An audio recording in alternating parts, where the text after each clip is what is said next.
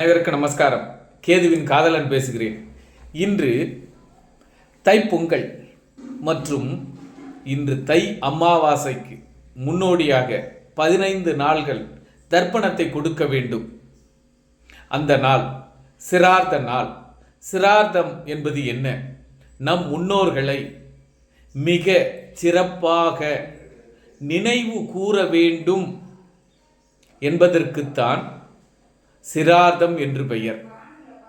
மற்றும் சிரார்த்த பிரகரணம் என்று சொல்லுவார்கள்.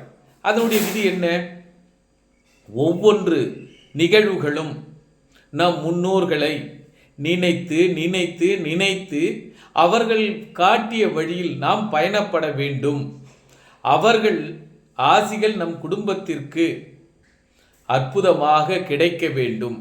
அது கனவிலும் நினைவிலும் ஒவ்வொரு செயலிலும் அவர்களை ஞாபகப்படுத்தி கொண்டே இருக்க வேண்டும். அப்பேற்பட்ட சிரார்த்தத்தை, அப்பேற்பட்ட தர்ப்பணத்தை, அப்பேற்பட்ட நல்ல உள்ளங்களை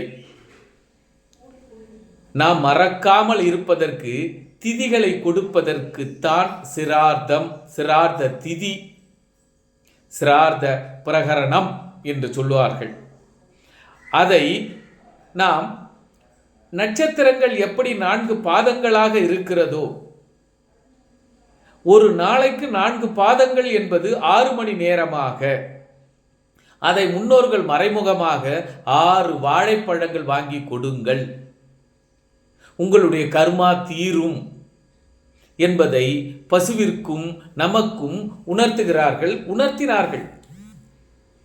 அதுபோல அந்த 4 பாதங்கள் என்ன நமக்கு செய்து விடுகிறது என்று பார்த்தால், பால்ய அவஸ்தை, குமார அவஸ்தை, யவ்வன அவஸ்தை, விருத்த அவஸ்தை, இந்த 4 அவஸ்தைகளில் நாம் எப்படி சிக்கி தவிக்கிறோம் என்பதை நம் முன்னோர்கள் அற்புதமாக உணர்த்துகிறார்கள்.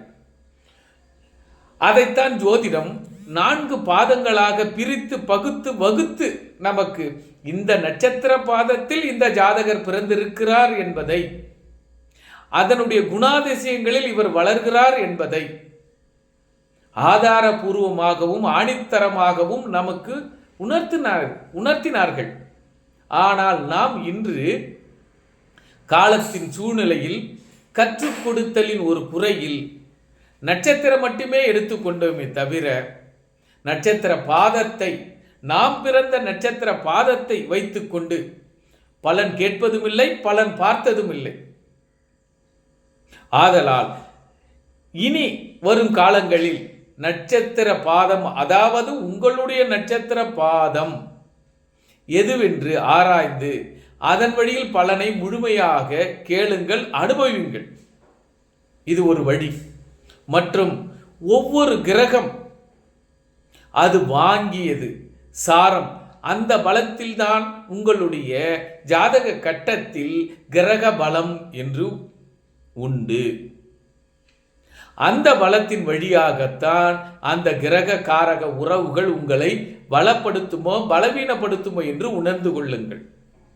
சரி, அந்த கிரகங்கள், அந்த உறவுகள் இந்த சிரார்த்தத்தில் 15 நாட்கள் கூட்டல் 1 16 நாட்கள் சிரார்த்தத்தை சிறப்பாக செய்யுங்கள். உங்கள் ஜாதகத்தில் எந்த கிரகங்கள் பலவீனமாகவோ அல்லது அஸ்தங்கம், அஸ்தமனம், கிரக யுத்தம், பகைசாரம் ஏறி நின்று உங்களுக்கு உதவிவில்லை எனில், அந்த காரக உறவை மனதில் தியானித்து இன்று முதல் தை அமாவாசை வரை, மறுநாள் வழியனுப்பும் வரை சிரார்த்தத்தை சிறப்புடன் கொடுங்கள். 4 அவஸ்தைகளில் இருந்து விடுபட்டு உங்களுக்கு மோட்சங்களும் நல்வழிகளும் நல் உறவுகளும் நல் செல்வங்களும் நல்ல பிள்ளைகளும் வம்சம் தலை தோங்க முன்னோர்கள் சிரார்த்தத்தில் மகிழ்ந்து உங்களுக்கு அருள்பாலிப்பார்கள்.